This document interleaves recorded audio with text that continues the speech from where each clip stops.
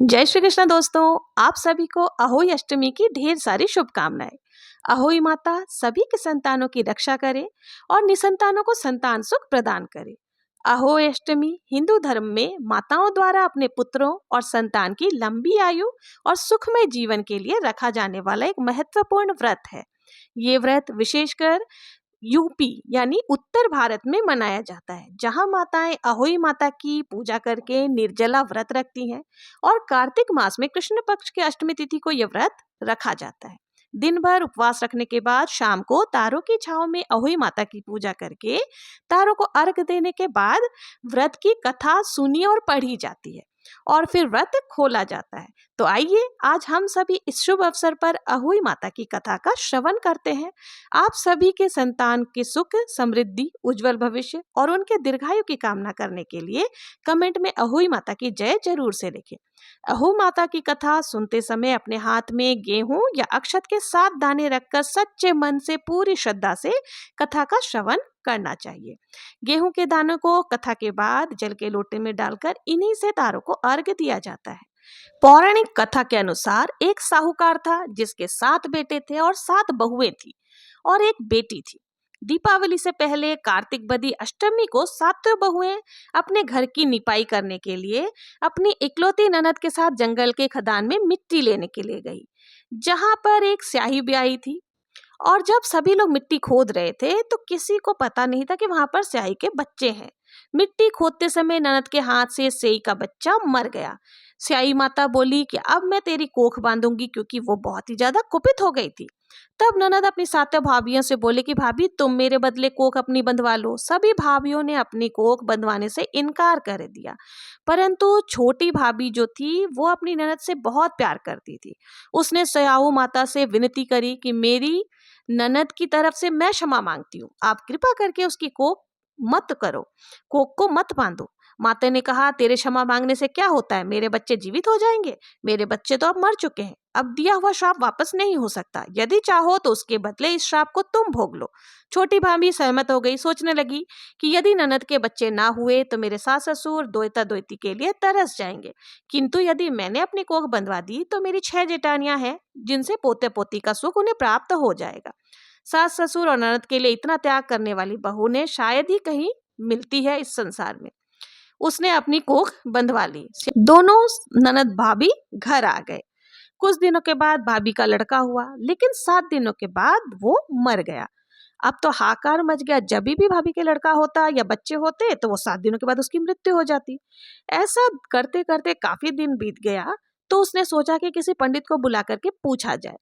एक दिन पंडित को बुलाकर पूछा कि क्या बात है, मेरी संतान 7वें दिन ही क्यों मर जाती है। तब पंडित जी ने कहा कि तुम काली गाय की सेवा किया करो। काली गाय स्याहू माता की भाई यानी सहेली है, वो तेरी कोख छोड़े तब तेरा बच्चा जिएगा। इसके बाद से वो बहू प्रातःकाल उठकर चुपचाप काली गाय की नीचे साफ सफाई कर दिया करती। और गौ माता आजकल कौन सी सेवा कर रहा है। गौ माता ऐसे सोचने लगी कि रोज मेरी साफ सफाई कौन करके जाता है, आज जरूर से देखूंगी। गौ माता खूब तड़के उठी तो क्या देखती है कि साहूकार की बेटी की बहू उसके साफ सफाई कर रही है। गौ माता उससे बोली कि किस चीज की इच्छा है जो तू मेरे साथ काम कर रही है। साहूकार की बहू बोली कि स्याहू माता तुम्हारी भाईली है और उन्होंने मेरी कोख को बांध रखा है, सो मेरी कोख खुलवा दो। गौ माता ने कहा अच्छा। तब गौ माता 7 समुद्र पार अपने भाईली के पास उसको लेकर चली। रास्ते में कड़ी धूप थी, इसलिए दोनों एक पेड़ के नीचे बैठ गए। थोड़ी देर में एक सांप आया और उसी पेड़ पर गरुड़ का पक्षियों का बच्चा था, उसको मारने लगा। तब साहूकार की बहू ने सांप को मारकर ढाल के नीचे दबा दिया और बच्चों को बचा लिया। थोड़ी देर में गरुड़ पक्षी आ गए। वहां उसने खून पड़ा हुआ देखा तो उसे लगा साहूकार की बहू को वो चोंच मारने लगा। तब बहू बोली मैंने तो तेरे बच्चों को नहीं मारा, बल्कि सांप तेरे बच्चों को डसने आया था। मैंने तो तेरे बच्चों की रक्षा की है। ये सुनकर गरुड़ पक्षी बोली कि मांग, तू क्या मांगती है। वो बोली 7 समुद्र पार स्याहू माता रहती है, मुझे तो उसके पास पहुंचा दे। तब गरुड़ पक्षी ने दोनों को अपने पीठ पर बिठाकर स्याहू माता के पास पहुंचा दिया। स्याहू माता उन्हें देखकर बोली आ बहन, बहुत दिनों बाद आई है। फिर कहने लगी बहन मेरे सिर में जू पड़ गई है। तब मेरे सिर में जू के कारण मैं बहुत ज्यादा परेशान हो गई हूँ, इसलिए गौ माता से बोली कि मैं तुम्हें याद कर ही रही थी, तो तुम मेरे सिर से जू निकाल दो। तब गौ माता ने कहा कि मेरी तो आजकल नजर कमजोर हो गई है, ये मेरे साथ साहूकार की बेटे की बहू आई है, इससे निकलवा ले। साहूकार के बेटे की बहू ने जू निकाल दी। स्याहू माता ने कहा मेरे सिर में बहुत आराम हो गया है, भगवान करे तेरे 7 बेटे हों और 7 बहुएं आवे। तब साहूकार की बहू ने कहा मेरे तो बच्चे जीवित ही नहीं रहते, बहू कहाँ से आएगी। तब स्याहू माता ने कहा क्यों नहीं जीते। तब गौ माता ने कहा सहेली, तू चाहे तो इसके बच्चे जी सकते हैं, मैं इसलिए तेरे पास आई हूँ, परंतु वचन दे तभी मैं तुझे बताऊंगी। तब स्याहू माता ने कहा कि बाचा त्रिबाचा उबी सकूं, धोबी के कुंड कांकरा होकर पंडू, अगर तेरा वचन चूकूं। गाय माता ने कहा इसकी ननद ने गलती से मिट्टी खोदते समय तुम्हारे बच्चे काट डाले थे, तब तुमने उसके बदले इसकी कोख बांध दी थी। ननद और सास ससुर का भला करने की यदि ऐसी सजा मिलेगी तो दुनिया से भलाई का नाम उठ जाएगा। अब तुम इसकी कोख छोड़ दो और इसके 7 पुत्र मर चुके हैं, उन 7 बेटों को जीवित कर दो, साथ ही इसे धन धान्य से भरी पूरी भी कर दो। स्याहू माता ने कहा तूने तो मुझे ठग लिया बहन, पर अब तो वचन दिया है सो मुझे करना ही पड़ेगा। स्याहू माता ने कहा आंखें बंद कर। बहू ने आंखें बंद करी और स्याहू माता ने कहा कि 7 बेटे जीवित कर दिए। 7 टोकरे अन्न धन भरकर, गहनों से कपड़े आदि भर करके उसे दिए। गहने कपड़े पहनकर रथ जुतवाकर 7 बेटों और 7 डाले यानी टोकरे लेकर बहू को घर भेज दिया।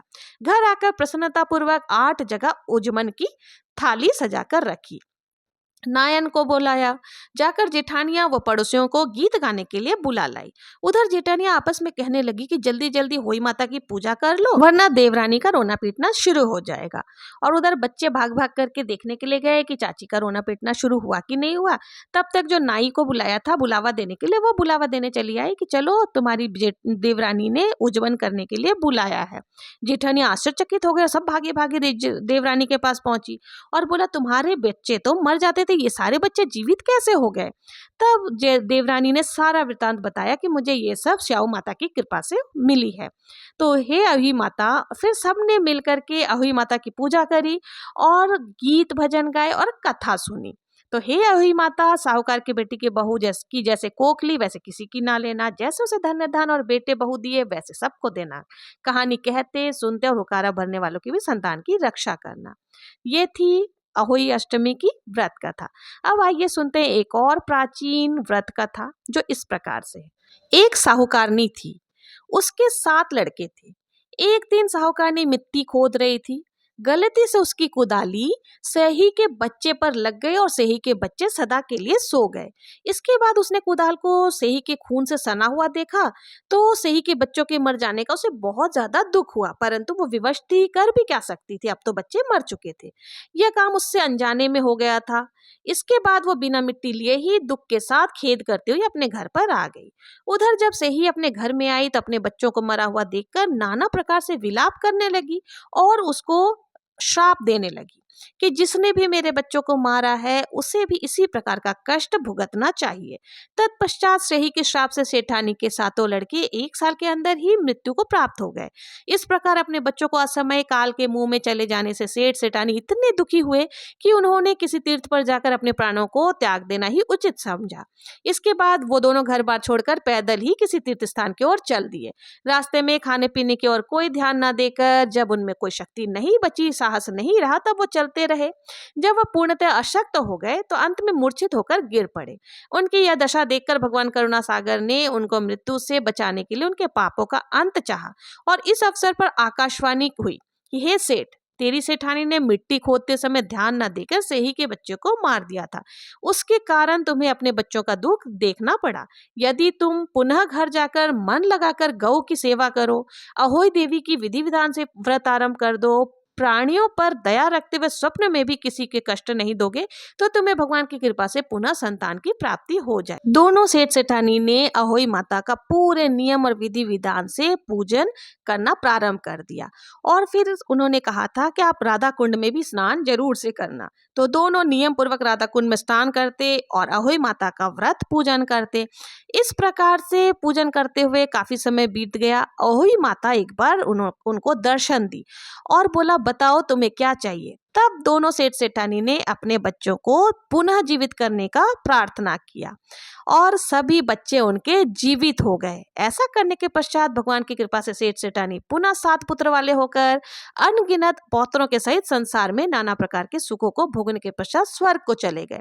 तो हे अहोई माता, जिस प्रकार से सेठ सेठानी को दिया, उसी प्रकार से जिस प्रकार से सेठ सेठानी के बच्चों को जीवित किया, उसी प्रकार से जो भी आपकी कथा कहे, आपका व्रत करे और कथा सुनते समय हुकारा भरे, उनके भी पुत्रों को सही सलामत रखना। बोलो अहोई माता की जय। ये थी अहोई अष्टमी की व्रत कथा।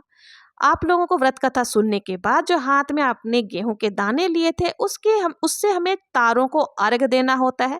उसके बाद अपना व्रत आप खोल सकते हैं। ये थी अहोई अष्टमी की व्रत कथा। अगर आप लोगों को अहोई अष्टमी की व्रत कथा पसंद आई हो और ये वीडियो जरा भी आपके लिए हेल्पफुल हो तो अहोई माता की जय लिखना ना भूले। मिलते हैं नेक्स्ट वीडियो में किसी और व्रत कथा के साथ। तब तक के लिए जय श्री कृष्णा, जय अहोई माता की जय।